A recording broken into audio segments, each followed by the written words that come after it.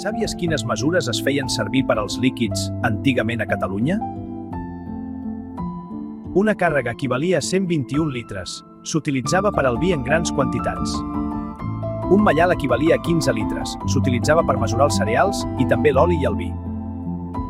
El quartà equivalia entre 8 i 12 litres. S'utilitzava per mesurar oli, vi i cereals. Un porró també era una mesura. Equivalia entre 480 i 500 mil·lilitres. Un petricó s'utilitzava per servir vi a la taverna, com demanar un got o una copa, i també per mesurar petites quantitats de vi o oli a casa. Maitadella, com el seu nom insinua, equivalia a la meitat d'un petricó. Es feia servir molt en l'àmbit domèstic.